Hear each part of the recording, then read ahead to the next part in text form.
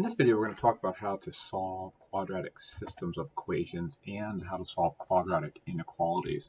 The good news is you already know how to solve quadratic equations. So if you want to go back and look at that process, that's really the key process, which is to use one of four methods, either the square root method or factoring or completing the square or the quadratic formula. We're going to be using that exact same process here. So notice that when we solve a system of quadratic equations, it's asked us to find the points of intersection.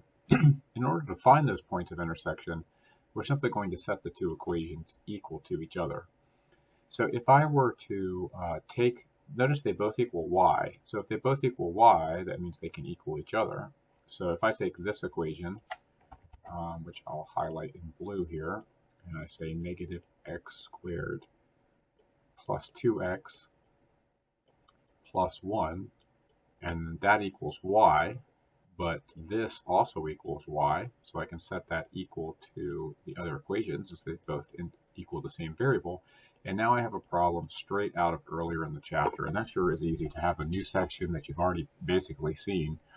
So what we're going to do is, our goal is to set it equal to 0, but we want to make sure we maintain the coefficient to be positive, so we're actually going to set this side equal to 0. We're going to do that because if we have a negative lead coefficient, it makes everything involving factoring and quadratics, it makes it harder. So that's why we want to make sure that we always add to make sure that goes away and becomes positive. So just be careful, make sure that you're paying attention to that rule. It's a common, so these will all zero out. It's a common error that students will make is they'll solve for the wrong side of the equation. So these actually cancel, right? 2x minus 2x are going to actually give you 0x. We don't need to write it down, and then plus 4. So now we're going to solve this, and this would be the square root method. Remember, the square root method is used when you have no middle bx term. So if I don't have this, as you can see I don't have it, I'm going to reverse the order of operations and solve the problem normally. So I'm going to subtract 4 on both sides. I'm at the bottom of Gelmdas, reversing that process. So I have negative 4 is equal to x squared. This, of course, inversed out. And then to inverse its exponent, we've done this a million times now. We take the square root. Don't forget your plus or minus when solving. So this is why learning things in order is so important. What happens when you take the square root of a negative? Well, we get an I. So we have plus or minus, right? The imaginary number, which is the negative, and then the square root of 4 is, of course, 2. So what does that mean in terms of this question? Now, if this were solve the quadratic, we would have the answer, but this one's the points of intersection, and the points of intersection are imaginary. So what is the answer? There are no points of intersection. You could say no solutions if you wanted to. It's important to understand what the math is telling you. It's not telling you did it wrong, it's just telling you what is occurring mathematically. Let's take a look at another example. This one will have a real solution. So if we look at this problem, again, this one will be blue. I'll make this one green. Same idea. They both equal y, so I'm going to set them equal to each other.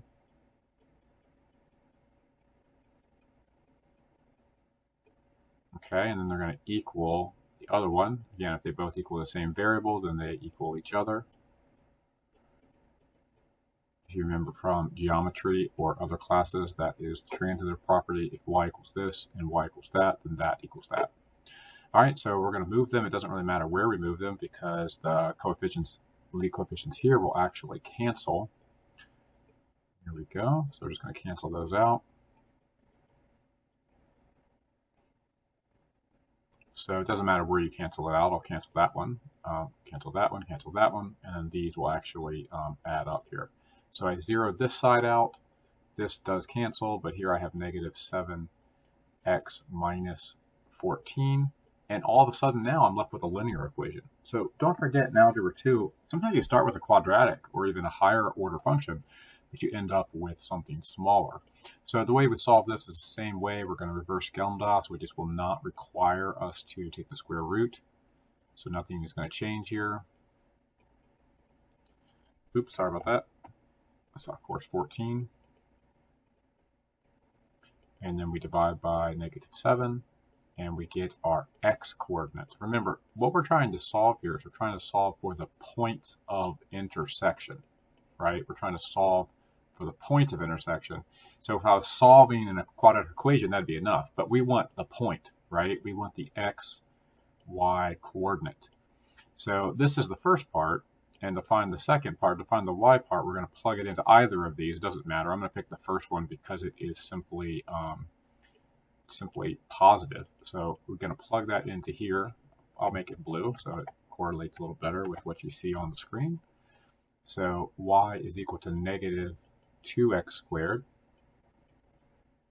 and then plus 2 times negative 2 plus 12. So we're going to get y is equal to, remember anything squared is positive, so 4, and then negative 4, and then 12. Kind of poorly written. Let me write that a little better. The 12 comes, of course, from right here. So plus 12, and those will cancel, and you'll get 12. You'll also get 12 here, so if you wanted to check it, you could. So a little visual of that, if you have a calculator, and you were to graph these two in your y-axis, and then graph them and find the intersection, using whichever program your calculator uses. If you're using a TI, you would want to use intersect, and if you're using a Casio, it is also called intersect, and it tells you it's at negative 212. If you had Desmos, you would just type them at the same time and just highlight over there. All right, let's try one more of those just for practice. Same kind of process here, right? So we have 3x squared minus x plus 2, and that is going to be equal to x squared plus 2x plus 1. So clearly this is negative, so we don't want that to be negative when we solve the problem. So we're going to add it to both sides. Then we'll add this x here to that 2, and then we'll subtract the 2 on both sides. All these canceled out, giving us 0. And then over here, we're going to see what we get for our like terms. Here we have 4x squared. Here we have 3x. And here we have minus 1. You know, some students have a lot of trouble with this kind of factoring because you have to factor greater than 1. So just take your time and try to watch this demonstration on how this works. It actually works pretty well. You know that this has to be 4x squared, right? We're using the box method in reverse. You know that this has to be negative 1. Those are locked in. So we need to use the box to get 3x, and we only going to be multiplying 1 times 1, so there's not a lot of options here, right?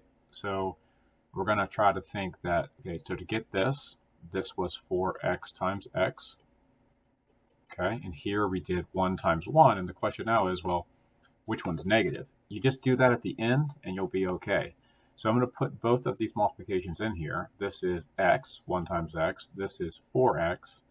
And the question is, we know it's subtraction, right? Because it's telling us to subtract. So which of these two things need to subtract to get 3? Well, looks like I need to have this one be negative, which then makes that negative, and then they all line up. So our factorization is 4x minus 1, and then x plus 1. And we are going to set that equal to 0, right? So we're going to use the zero product property. 4x minus 1 equals 0. And x plus 1 equals 0. Here we get 4x is equal to 1, divided by 4, and x is equal to 1/4. Here we subtract 1 on both sides, and we get x is equal to negative 1. So we have 2 points of intersection. Okay, one of them is at negative 1, and one of them is at 1/4. So we have to go back in here and use them. And I'm going to use this one just because it's positive, right? So if I put negative 1 into here, I would get negative 1 squared plus 2 times negative 1 plus 1. So that would be 1 minus 2 plus 1, which is negative 2. You would get the same thing if you put it in the top one, but it would just be longer. So how are we going to do the 4th? Well, we'll just have to, just be careful here. So we have 1/4 squared. Remember, when you square something, you're going to square the top and the bottom. So that's 1/16. 1 squared, 4 squared. And then plus 2 times 1/4, which would be 1/2. Remember that the 2 would just multiply on the top, giving you 2/4, and then you would reduce that. and then plus 1, there's nothing there to do, then put a plus 1 there. To put that together, you find a common denominator, which is a 16th. So that one stays the same. This one will become 1/2, right? We multiply the top and the bottom by 8, so 8/16 or 1/2, same thing. And then here we have 16/16 because 16/16 is 1. And you add the numerators together and you keep the denominator the same. So that would be 9/16 plus 16, which is 25/16, which does not reduce. And that was a little bit harder, but we got to try to use fractions and try to do the best we can with them. All right, so now we're going to look at a quadratic inequality. And a quadratic inequality is the same solving process that you've seen, but we're going to use this notation that we've seen in the past to describe the answer. So the answer is an interval of solution, not just x equals 5. It's going to be between 5 and 3 or something like that. And it is the domain of an intersected region. Remember, we're graphing two graphs. They actually have an intersection, and we're going to graph what's between them. So if it is an and graph, remember that that is two parentheses. If it is open circles, which in this case will be dotted lines, remember that and is two less than symbols, meaning between. It could be two brackets if they are inclusive, or for a graph, a solid line, and that would have equal signs, double less than signs. These two things in math mean in between. If it is or, and you write it in set notation, it would have greater than symbols, but if you write it in interval notation, you would have to use a union. Notice that there are parentheses when there's no equal sign, but there's a bracket only on the number here. So if these were numbers, you would bracket them, but of course you cannot bracket an infinity sign. So let's take a look at what this looks like graphically from a previous chapter. We're going to focus mainly here on how to do this with transformations. I think it'll be a nice memory of how to do it, but it'll also be a way of seeing what's going on with these symbols up here. So imagine this were just a normal graph. Y is equal to x squared. If it were like that, the vertex of that graph would simply be at 0, 0, and we would graph 1, 1, 2, 4, negative 1, 1, negative 2, 4. So let's take a look at what that would look like, right? That would just be a dot here. 1 squared is 1, 2 squared is 4, and likewise with the negative values. So we just have to hit the pause button for a minute here and take a look at what this is going to mean. We have a negative, right? So try to remember what that's going to mean from the chapter just a couple of chapters ago, transformation chapter. That means that these positive values should have actually been negative, right? And then we need to make sure we remember from Algebra 1 what it means to graph a curve that does not have an equal sign. Well, if I don't have an equal sign, I just draw a dotted picture rather than a solid one. Okay, so we're going to draw a dotted parabola. And then they also want us to graph below. So we'll just kind of make a mental note that if we're going to graph below this parabola, but I'd like to do that last part together. So this one, remember, there's no parentheses here. Remember my little way to remember that. No parentheses means no h. So this will have 0 for the h value and negative 2 for the k value. So when we graph that, we're going to graph it at 0, negative 2. We're going to go 1 squared is 1, negative 1 squared is 1, 2 from the vertex, and then up 4, and then negative 2 and up 4. And then we are going to draw a solid parabola. And we're going to think about now where the graphs will share intersection, because this one is graphed above. So if you ever have trouble with that, again, draw a little person on the graph, right? This is a greater than sign, so we would shade up here. This person, if I drew it on the graph here, right, would be less than, so it would be at his or her feet. So the question is, how do you figure that out? Well, what I like to do a lot of times, I'll actually label the places, right? It could be A, it could be B, it could be C. And then I just start with the blue one. Well, which of these is correct for below the blue line? That would be B and C, so cross this one out. And now which one is correct of these two, the ones that are left, which is correct that's above the green one? So that would be B. So the intersected region is right here. And so now we're going to use those indicators to describe this region. And remember, this is just like doing domain and range, right? So if you go back and do domain, and we use a vertical line to describe that domain, and I were to beep here, beep, we're beeping from here to here where the intersection is. And so that intersection is occurring right at -1 to 1. And it's between. That's what this means. See these double less than signs? Those mean between. So it's an interesting fact. Which one do we choose? Well, when one does not have an equal sign, that dotted line can never intersect that solid line. So if one of them is missing the equal sign, you have to use parentheses. So to wrap all this up, we're going to use parentheses to describe the answer. We're going to describe the answer of the domain of the intersected region. So beep, between -1 and 1. And we're just going to leave it like that, because that tells everyone reading it that the answer, the solution of this inequality and this inequality is between -1 and 1. This is not a point. This is this region using the domain language. You can also, it is equivalent to write this answer, right? But the question is the domain described by x's? So sometimes that notation just isn't the best, and this is the more upper level notation to use. All right, let's take a look at another example. So this one right here does have an h. Remember, when you do the vertex, h is always opposite when you actually graph it. So it says -3, but it's actually going to be +3. And then we're going to graph that. So we'll go to +3, 0. There is no stretch or compression or reflection. So 1 squared is 1, 2 squared is 4. Likewise with the negative values. Then for the next one, we have this one. This one has an h value, which will be represented in the vertex as 2, opposite h, and then 5. Please notice this one does have, like the other one did on the other problem, a negative reflection. So I think at this point we can probably hopefully do that all at once. So 2 and then 5 is the vertex. Instead of going 1 up 1, we're going to go down 1. And same thing with the -1. And then we'll go 2. Instead of going up 4, we'll go down 4. And then here we'll do the same thing. Okay, they're both solid. So I'm going to go ahead and graph the solid line for the green one. And if it confused you about those dots going over top of them, you might want to graph them as you go along. But I remember that they're right there. And don't just assume that it's going to be here. Let's see what happens, okay? So you can clearly see, and again, this lettering thing, kind of like making your own multiple choice question, it really helps. So I'm going to letter. I think we can clearly see the answer is probably either A, B, or C. So let's see if we can figure out where it is. Again, it does help. I know it's silly to just draw a little person right here. Their feet have to always intersect the parabola. So this one is less, so we're going to shade below. So that means that these two, right, we're going to shade below. This one is out.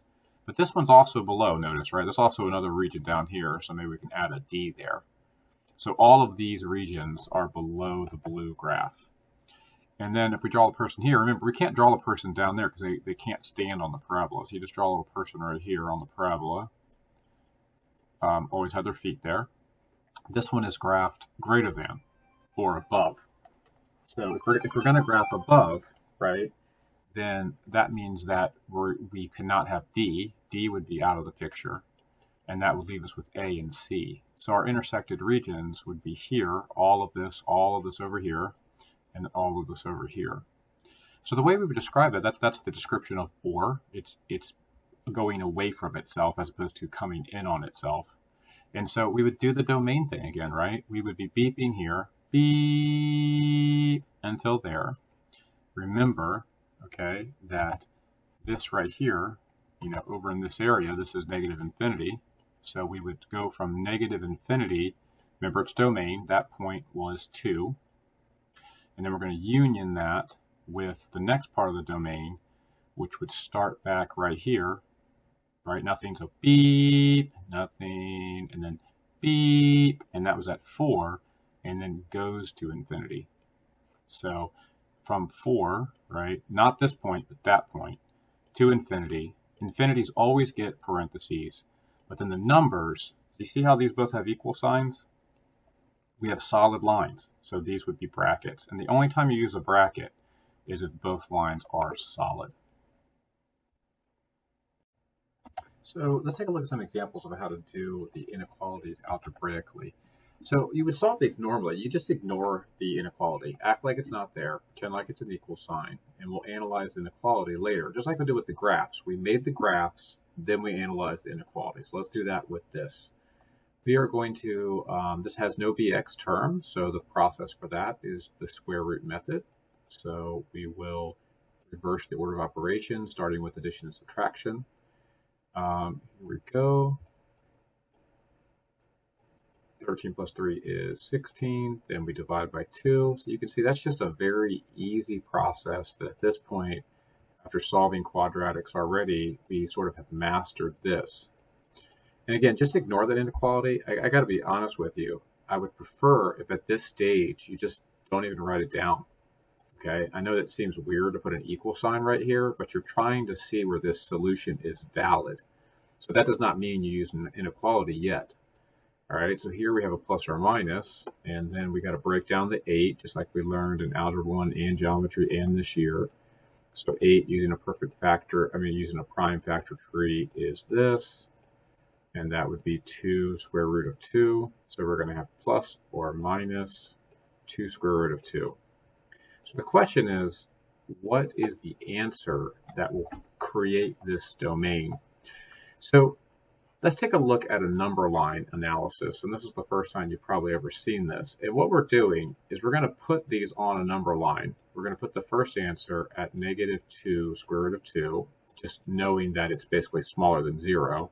And this one being 2 square root of 2. And what we're going to try to do is we're going to check to see where this inequality is valid.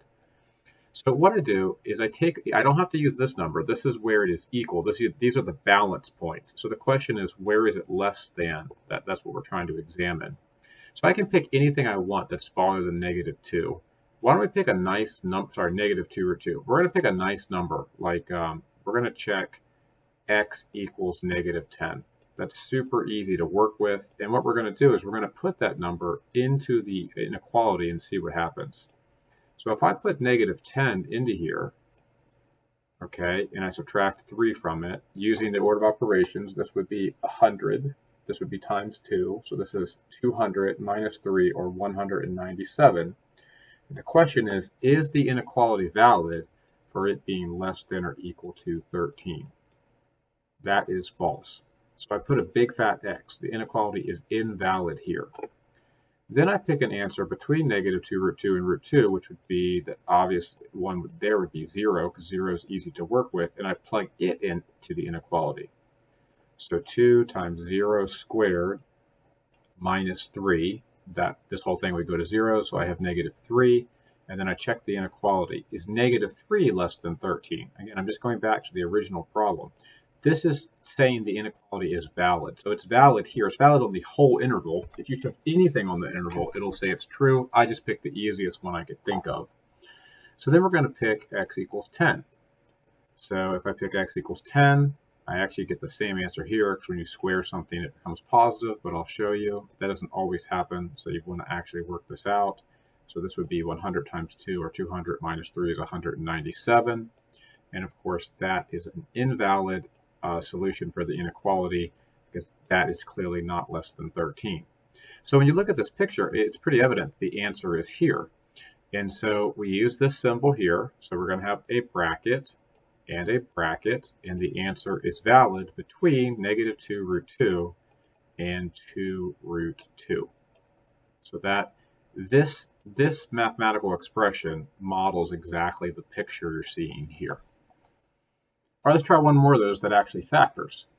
All right, so ignore the inequality. What would you do? Well, I have a bx term, so I'm going to balance this by moving everything to one side, creating a 0 on the other. And I wanted to maintain that the x squared term was positive, so now I have x squared. 4 minus 2 is positive 2. And then I have this -8. And again, I'm just going to ignore the inequality that is equals. So now we're going to factor this. You can use the reverse box method if you want to factor it. But when you have something like 8, you only have 2 factors, 1 times 8 and 2 times 4. And you need to subtract them to get 2. So it's pretty obvious that it's going to be x plus and x minus to get the subtraction. The 4 would want to be positive, and the 2 would want to be negative, because 4 minus 2 is 2, and 4 times -2 is -8. Then we use our zero product property, so x plus 4 is equal to 0. We subtract 4 on both sides. So we get x equals negative 4. And then x minus 2 equals 0. So we get x equals 2. And those answers go on the number line. So those are the solutions for equaling it. They are the points of balance for the equation. That's where the equation is. So these two answers would be where these are equal, not greater than. So what we do is we put them in here, and then we check to see everywhere. I don't want to check these points, because what it will do is it will tell me that it's equals. And I don't care about equalness. I care about greater than this in this problem. So I'm going to pick anything I want smaller than negative 4. I just like to use negative 10 if I can, because it's a nice, easy number to use. You could use negative 5. It doesn't really matter. I just like things that are by tens because they're easy to do in your brain and figure out. So let's get started. So if I take negative 10 and I square it, I would get 100. And then I would add 4 times negative 10. So that would be 100 minus 40, or 60. And then I actually, in this problem, have to check it also here. So let's see, 2 times negative 10 plus 8, that's going to be negative 20 plus 8, or negative 12. So the question is this a valid inequality? Yes, 60 is bigger than negative 12, so this is valid here. Again, I like to use 0 if I can. So over here, I'm just going to use 0, which is really easy to use in an equation. So I just get 0 squared plus 4 times 0. Very easy. That comes out to 0. And then I check it in the other side. So I have 2 times 0 plus 8. So that will give me 8. And then the question is the inequality valid? Is 0 bigger than 8? 0 is not bigger than 8. So not valid here. Then I pick something beyond 2. Again, big surprise. I'm going to pick 10. It's just an easy number to work with. So we have 10 squared, and then plus 4 times 10. That's going to give us 100 plus 40, or 140. And then for the other one, I have 2 times 10 plus 8, which is 28.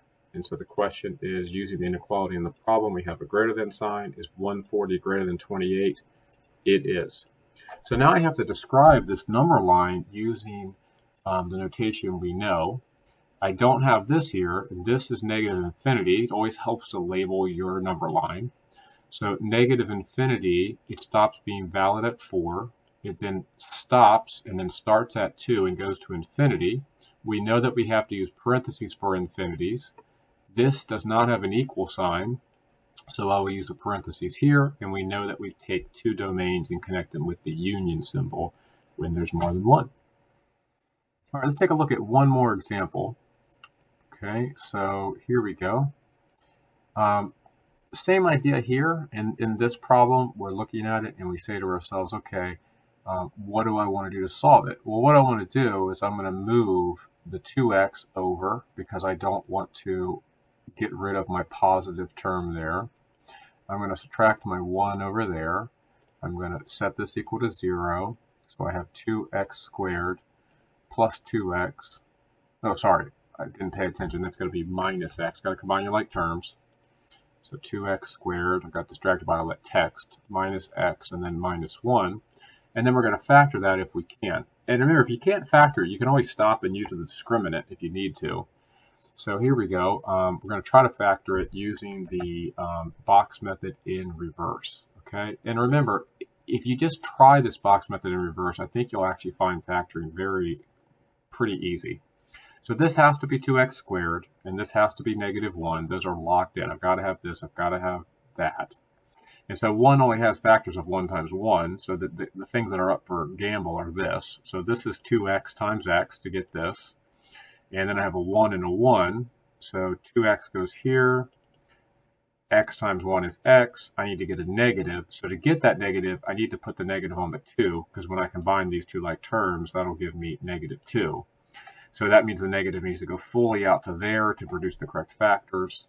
So I have 0 is equal to x minus 1 and 2x plus 1. Remember, if you don't put anything on it, it's positive. And that negative, again, it comes from this row because -1 times +1 is -1. So then I use a zero product property. X minus 1 equals 0. So x is equal to 1. And then 2x plus 1 is equal to 0. So 2x equals -1. Divide by 2 and you get x equals -1/2. So then we go and examine the number line at these points of balance. Do not make sure you put them in order as well. You can't do this because that doesn't make sense on a number line. A number line is in ascending order. So you would want to make sure that you put -1/2 here and then put the 1 there. So again, fixed price, I'm going to pick x equals -10. And in this problem, I'm going to put -10 in here. So -2 times 10.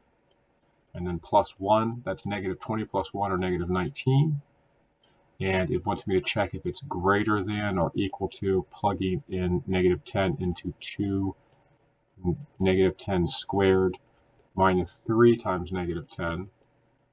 So that would be 100 times 2 are 200, and then plus there are 2 negatives, so that'll be 230. So the question is -19 greater than 230? And the answer is no, it is not. So then we will try x equals 0. Okay, so here we go. We have -2 times 0 plus 1, which is 1. And if we plug it in the right side, we have 2 times 0 squared minus 3 times 0. Everything would cancel out there, giving us 0. We look at the inequality that they give us, which is greater than, and 1 is greater than 0. So correct in the middle. And then the next one, we're going to use 10. It'll be similar to the right, but not exactly the same. So let's make sure we look through it here. -2 times 10 plus 1 is -19. That actually means I made a mistake here. So let's go back and look. So that would be a negative, and that would be 21. So it is still false, but that should have been 21. And if you saw that earlier, I'm glad you did. So it is supposed to be 20 plus 1. Or 21, and 21 is not greater than 230, so that still is false. It's always good to do this other side because sometimes you catch a mistake, as you just saw. So then I'll put the 10. I'll put 10 into the other side. So that's 2 times 10 squared minus 3 times 10. So that's 200 minus 30, or 170. And the question is, does this inequality hold? Is -19 greater than 170? The answer is false. So even though I made a mistake there, it still was false. And that's why it's important to do both the left and the right, because sometimes doing the right will help you notice if you made a mistake on the left. So then what I'm going to do is I'm going to identify this interval notation. It goes from -2 to 1. Okay, sorry, -1/2 to 1. And this is an equal sign, so I will be using brackets. All right, you might want to watch through that again and make sure you understand how to factor and how you understand how to use the inequality. And I hope you enjoyed that video.